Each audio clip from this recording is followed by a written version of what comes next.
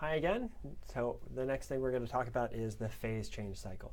So we've already talked about the properties of solids, liquids, and gases, about their shape, their volume, how fast the molecules are moving, things like that.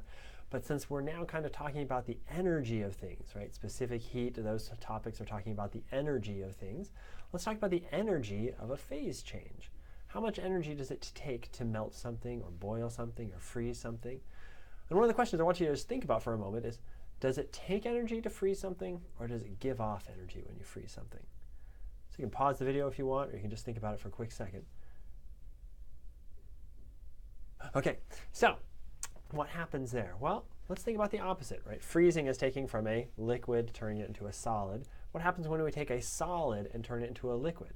Remember the motion of molecules. In a solid, things are pretty much still. They're not moving much. But in a liquid, they're moving around each other. These guys are moving and they're passing around each other, which is why we can pour a liquid and things like that. So which one has less motion, right? This one. The solid has less motion. And if it has less motion, it has less energy. So the liquid has more energy than the solid. So to go from a solid to a liquid, I've got to give it energy. What does that mean? If I do the opposite, if I go from a liquid to a solid, energy had to go off. It had to go somewhere. Since we can't create or destroy energy, the energy that the liquid had to go off somewhere. It goes off in the form of heat. So it turns out when we freeze something, it gives off heat. Now, it doesn't make much sense because I have to plug in my freezer. How can it be giving off heat if I have to plug in my freezer? Well, what your freezer's doing is it's sucking out the heat. It's actually taking the heat away, which allows the thing to freeze. So here in this diagram, this is from your Timberlake textbook. And I really like this diagram from the 11th edition. It talks about the different phases of water. So we have a little snowman here. Obviously, that's the solid. If you heat him up a little bit, you get a melted snowman. And then if you heat it up even more, you get a gaseous snowman. But what we're talking about here is these different phase changes. So you see here in the green, they're talking about the melting and the freezing. Right? Melting is going from a solid to a liquid. Freezing is going from a liquid to a solid. And we just talked about this, that when you melt something, in red there, it means heat was absorbed. And so to melt the liquid, to go from melt the solid, to go from a solid to a liquid, we must absorb heat to give it that energy. But it means going the reverse direction, we must give off energy. And so you see that in blue. Now, how much energy does that take? Well, for water, melting takes, I believe, if I remember my numbers correctly, is 80 calories per gram. So for every gram of water that you want to melt, it takes 80 calories. 2 grams, 160 calories. 3 grams, 240 calories, etc. What does that mean? Well, and that's for melting. So I should put that up here.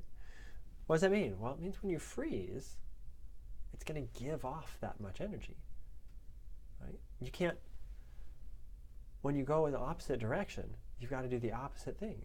So if melting takes 80 calories per gram, that means freezing must give off 80 calories per gram. And in chemistry, when things give off heat, we call that a negative heat.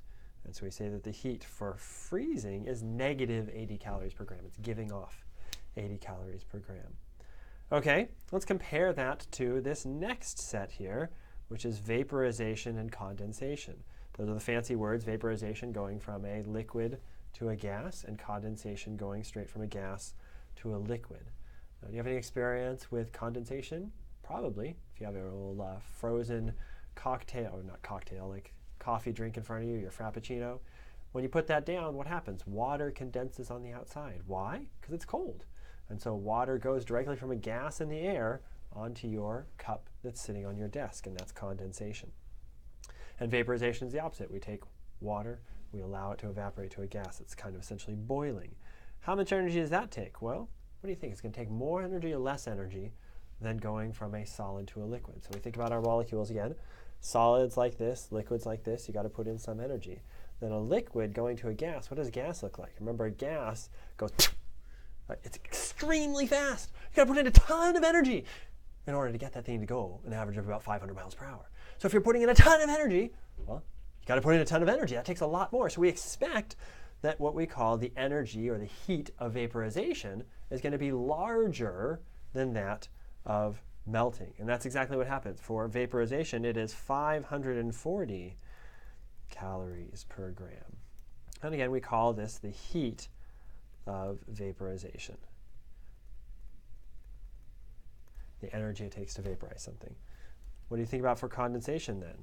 If you said negative 540 calories per gram, you were correct, because it gives off. When it condenses, it gives off heat.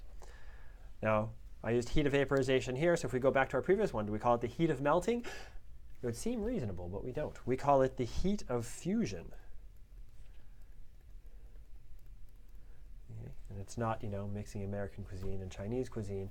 It is the heat of fusion, how much energy it takes to melt something. Okay, so what about this next one over here? We've got this funny one over here. A solid directly to a gas, can that happen? Well, if you've ever seen dry ice, what happens? You have this whole thing of dry ice there. After a while, you've got nothing, and there was never a puddle underneath it. So there it's subliming. It's going from a solid directly to a gas. But here they've got that for a snowman. I mean, you've never seen a snowman just disappear without making a puddle. So water, it doesn't sublime, does it? It turns out it does. Water sublimes, say, in your freezer. You ever dug an old package of peas out of the back of your freezer, sealed, never opened. What does it look like when you open it? It's this big ball of ice. Where did that ice come from? Well, it came from inside the peas. Turns out the peas sublimed. It was cold inside the freezer, and so they deposited again, deposition being the opposite of sublimation, and formed ice on the outside of the pea. And that happened over and over and over again, and lots of times in your freezer, and you end up with this ice block outside, and you kind of end up with these little shriveled, freeze-dried peas. So there is sublimation and deposition in water. Think it's going to take more energy? You're right. In fact, it's the sum of those. So the heat of sublimation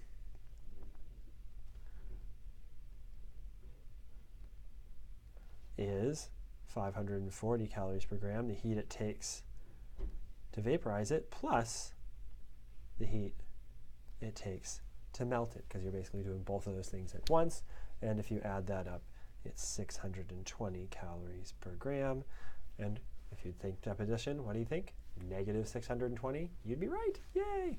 Okay, so what are we going to do with those numbers? Well, what if we wanted to know something like, I don't know, how much energy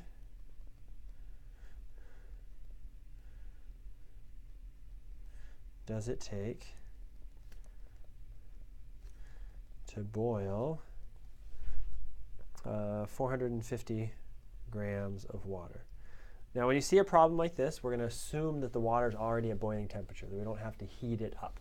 And so we've got the water already at boiling temperature. And so what are we going to do? Well, when we talk about boiling, that's a phase change. We don't use this equation here. Heat is equal to mass times specific heat times a delta T. We don't use that one for phase changes. We use that within a phase. So we're warming up water, or we're warming up ice, or we're warming up gas. So within a phase. But when we're phase changing, boiling, freezing, subliming, we use a different equation. We say heat is equal to mass times the heat of phase change. No temperature involved, and we'll get into that later on as to why that is.